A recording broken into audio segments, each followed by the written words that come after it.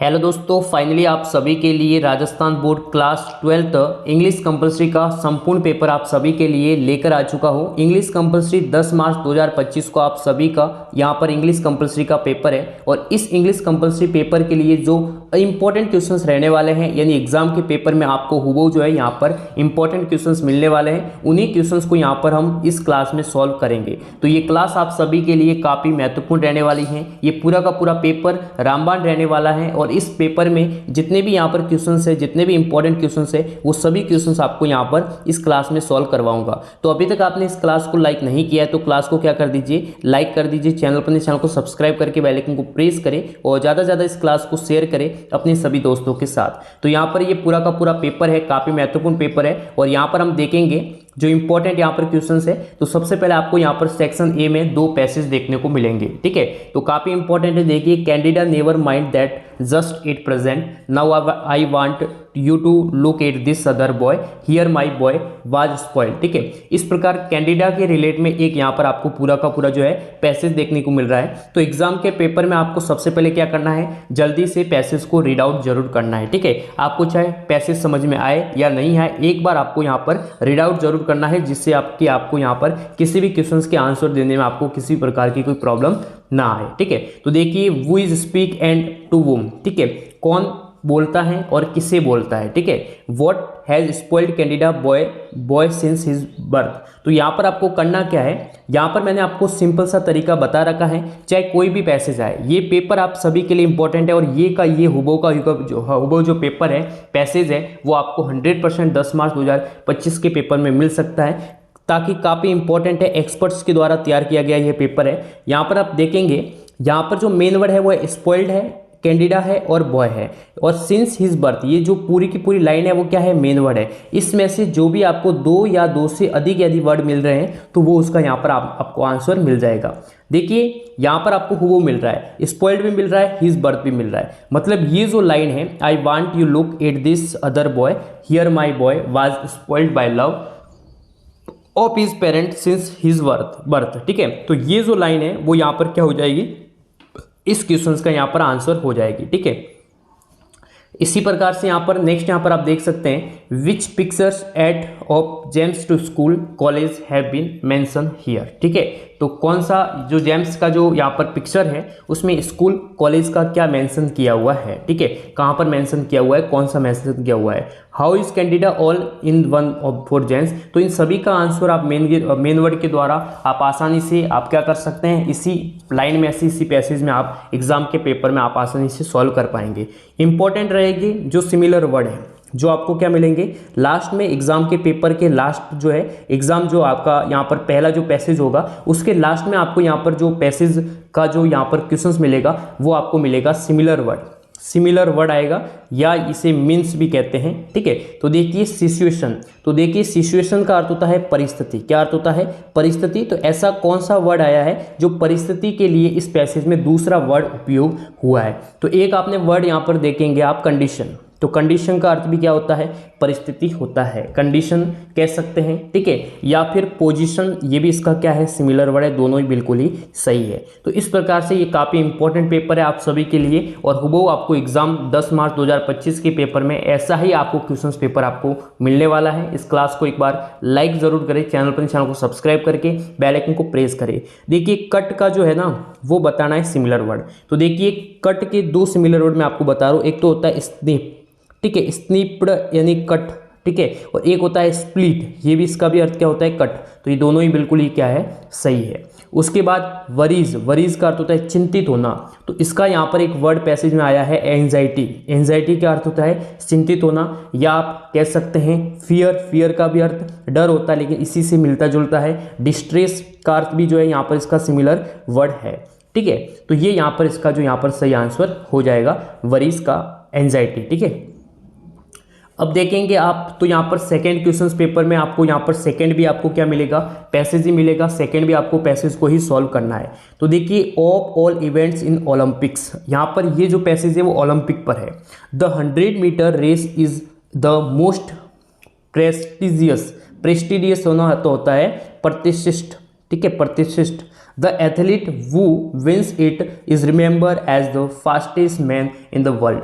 So for special Olympics, special Olympic. इस प्रकार से एक बार आपको क्या करना है, पूरे के पूरे पैसेज को रीड आउट करना है, पूरे के पूरे पैसेज को पढ़े। इसमें जो इंपॉर्टेंट वर्ड आया है तो उसका भी यहाँ पर आप क्या देख सकते हैं, हिंदी देख सकते हैं। देखिए जैसे कॉन्टेस्टेंट्स नहीं होता है प्रतियोगी, ठीक है, भाग लेने वाले होते हैं प्रतियोगी, ये आया, ठीक है।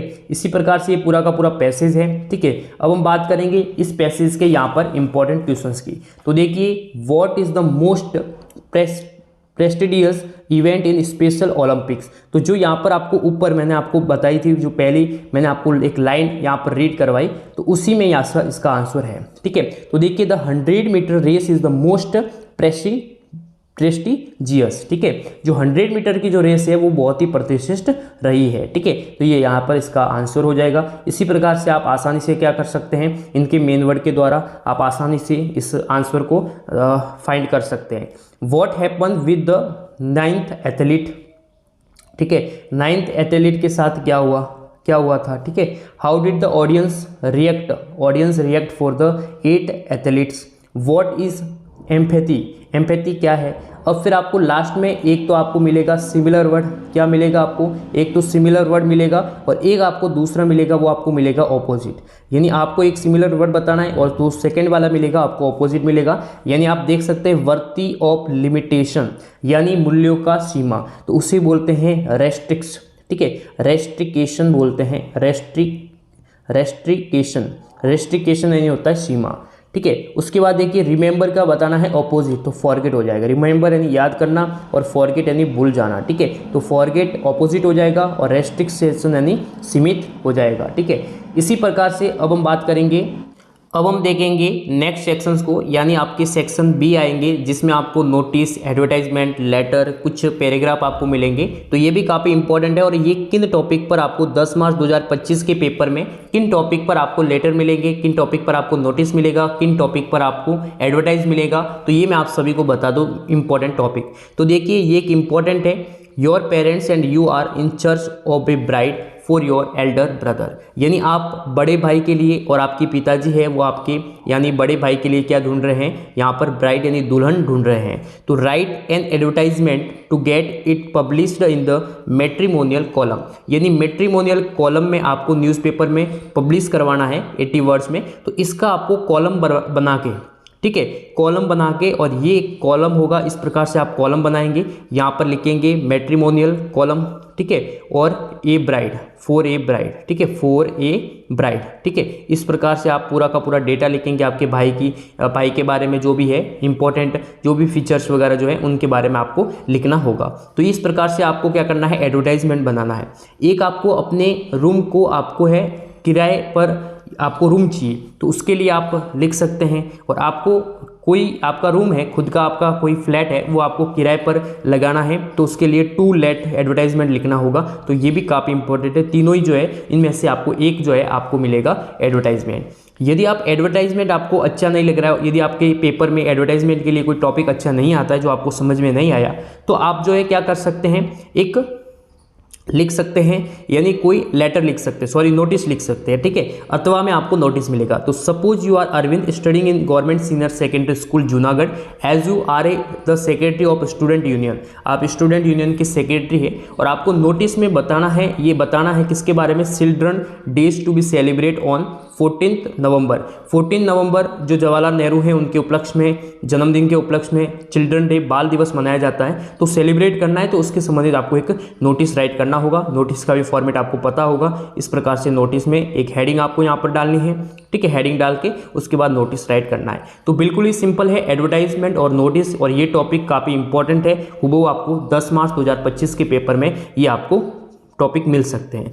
उसके बाद यहाँ पर आप देख सकते हैं, आपको यहाँ पर रिपोर्ट लिखने को कहा जाएगा कि a heavy flood takes 7 lives in your neighbouring, यानी आपके पड़ोस में एक बहुत ही ज़्यादा हैवी बाढ़ आई और उससे जो यहाँ पर 7 लोगों की क्या हो गई, आपके पड़ोस में मौत हो गई आपके गांव में। और आपको लेटर रिपोर्ट लिखनी है। रिपोर्ट में आपको उनकी हेल्प के लिए यहाँ पर आप देख सकते हैं पूरा का पूरा उसके बारे में डिस्क्राइब करना है, और यहाँ पर आपको कुछ हेल्पिंग पॉइंट भी दी गई है, हेल्प के लिए आपको कुछ आउटलाइन भी दी गई है। इन्हीं का उपयोग करके आप आसानी से क्या तैयार कर सकते हैं, आप एक रिपोर्ट तैयार कर सकते हैं। काफ़ी इंपॉर्टेंट है रिपोर्ट। यदि आपको ऐसा टॉपिक मिल जाए पेपर में, रिपोर्ट का कोई बहुत ही डिफिकल्ट टॉपिक आ जाए, तो आप क्या कर सकते हैं, पैराग्राफ पे लिख सकते हैं। आपको पैराग्राफ लिखना होगा और पैराग्राफ लिखना बहुत ही सिंपल है। द गोल्डन टेम्पल जो कि अमृतसर में आया हुआ है, तो उसके बारे में आपको विशेषता लिखनी होगी कि गोल्डन टेम्पल है वो कब सिचुएटेड हुआ, ठीक है, किसके द्वारा इसको डेवलप किया गया था। तो ये सब आप कुछ यहाँ पर लिख सकते हैं, काफ़ी इंपॉर्टेंट है।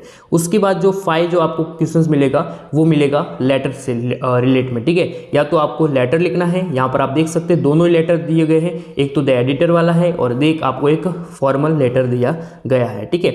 You are Ankush and Anu living in, ये आपको एड्रेस मिल रहा है। लेटर लिखना है एडिटर को, किसके रिगार्डिंग लिखना है, तो इन्फ्लुएंस यानी मोबाइल और इंटरनेट का बच्चों पर क्या प्रभाव पड़ रहा है, इसके रिगार्डिंग आपको टाइम्स ऑफ इंडिया में एक एडवर्टाइजमेंट आपको एक लेटर आपको लिखना है। उसके बाद आप जो है कंप्लेंट करनी है पोस्ट मास्टर की कि भाई जो है वो डिलीवरी जो है post time to time deliver नहीं कर रहा है, तो उसके रिगार्डिंग आपको एक फॉर्मल लेटर आपको लिखना होगा। कैसा लेटर लिखना है, फॉर्मल लेटर। तो काफ़ी इंपॉर्टेंट है और 100% इन्हीं टॉपिक पर आपको 10 मार्च 2025 के इंग्लिश के पेपर में आपको मिलने वाला है। अब हम बात करेंगे सेक्शन सी। सेक्शन सी में आपको ग्रामर के क्वेश्चंस मिलेंगे। तो यहाँ पर आप देख सकते हैं I never believed it what did you tell her. तो यहाँ पर देखिए, यहाँ पर ये जो है कहाँ पर यूज़ होगा, जो व्हाट है वो कहाँ पर यूज होगा। व्हाट का अर्थ क्या होता है, क्या, क्या होता है क्या, तो यहाँ पर होगा यूज़। तो ये आ जाएगी पहली लाइन, ये फर्स्ट लाइन बन जाएंगी, what did you tell her, what did you tell her, ठीक है, टेल हर। और उसके बाद यहाँ पर आएगी आई नेवर बिलीव्ड इट, ये बन जाएगा, यानी ये आगे आ जाएगा और ये यूज़ हो जाएगा, ठीक है। ये सही इसका क्या हो जाएगा, सीक्वेंस सही हो जाएगी। उसके बाद देखिए यहाँ पर अनटिल को ऐड करना है। अनटिल का अर्थ होता है जब तक, क्या होता है, जब तक हिंदी में अर्थ होता है। और यहाँ पर इसका ये बनेगा कि सी विल, क्या आ जाएगा, she will go on until, ठीक है, गो ऑन अनटिल, अनटिल जब तक he tells her to stop, ठीक है, he tells her to stop, ये इसका यहाँ पर आंसर हो जाएगा। इसी प्रकार से यहाँ पर आप देख सकते हैं आपको कुछ डायरेक्टेड यहाँ पर use phrase in apposition and complex sentence वगैरह जो है आपको ये भी करना होगा, काफ़ी इंपॉर्टेंट है। और ये जो यहाँ पर सेंटेंस में बता रहा हूँ काफ़ी इंपॉर्टेंट है, एग्जाम के पेपर में आपको वो ये सेंटेंस मिल सकते हैं। रामबाण पेपर है और अभी तक आपने इस क्लास को लाइक नहीं किया है तो क्लास को क्या कर दीजिए, लाइक कर दीजिए, चैनल को सब्सक्राइब करके बेल आइकन को प्रेस करें और ज़्यादा से ज़्यादा इस क्लास को शेयर करना है अपने सभी दोस्तों के साथ। देखिए यहाँ पर कुछ आपको कंजक्शन यूज़ करने हैं। तो देखिए the stone is heavy I cannot lift it, तो यहाँ पर सो दैट आएगा या टू आएगा, तो यहाँ पर आएगा the stone is too heavy to, ठीक है, I can not lift it, यानी टू का यूज होगा। उसके बाद यहाँ पर आप देख सकते Ram worked hard he failed in the examination, तो एल दो आएगा, ठीक है, राम वर्कड हार्ड और यहाँ पर एल दो आएगा, यहाँ पर आएगा एल दो, ठीक है।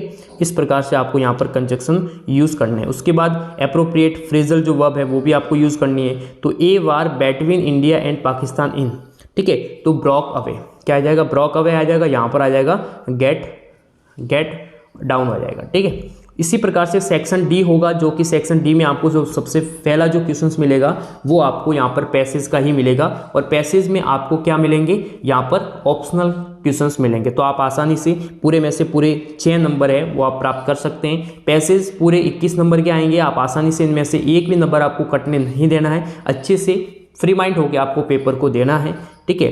तो सबसे पहले हम पैसेज को पढ़ेंगे।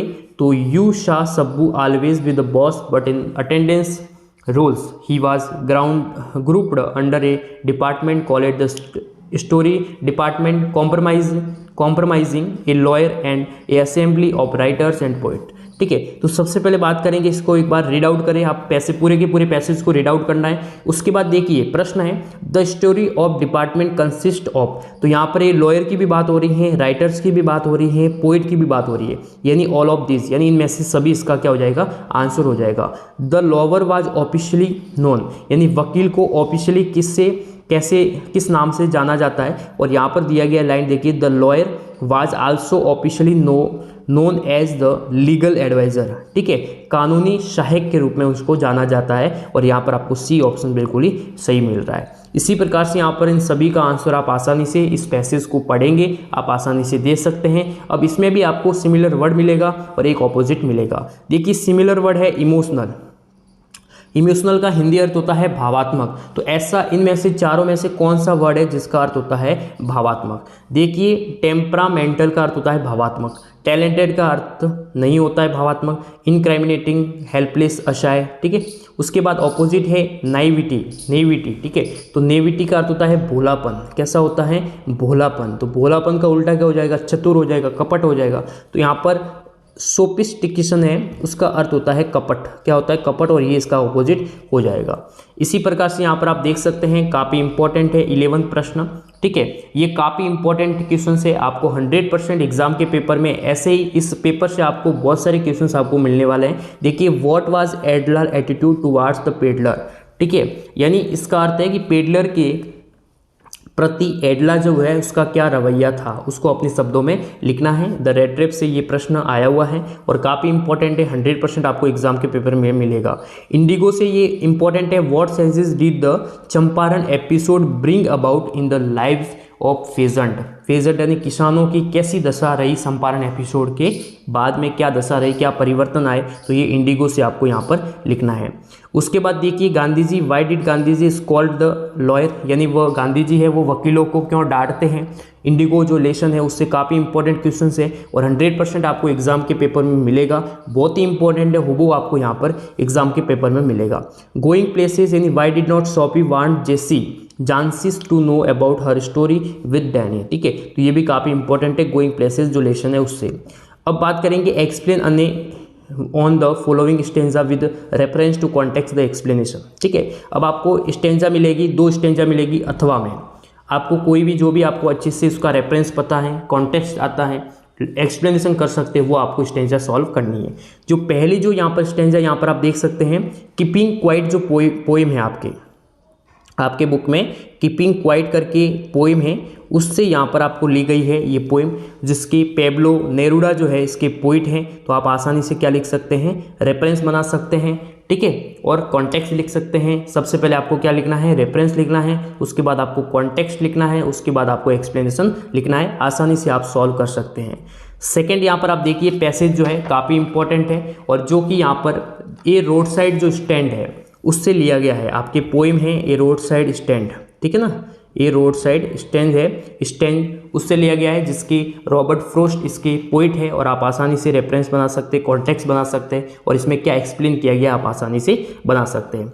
देखिए ये जो क्वेश्चंस बता रहा हूँ वो काफ़ी इंपॉर्टेंट क्वेश्चंस है, आपको एग्जाम के पेपर में मिलेंगे। Give a character sketch of doctor Sadao, what was the hardest trial faced by Zitkala Sa, ठीक है। तो ये इंपॉर्टेंट है। कीपिंग क्वाइट से भी देखिए, इस कीपिंग क्वाइट जो लेसन है इस पोइम से हमें क्या सीख मिलती है, ठीक है ना, क्या मैसेज मिलता है, ये भी काफ़ी इंपॉर्टेंट है। The think of beauty, how is the think of beauty a joy for ever, ठीक है। तो काफ़ी इंपॉर्टेंट प्रश्न है जो मैं आपको बता रहा हूँ, 100% आपको एग्जाम के पेपर में आपको मिलने वाले हैं। साम was at the third level 4, third level पर कब तक रहा? तो 2 वीक्स तक।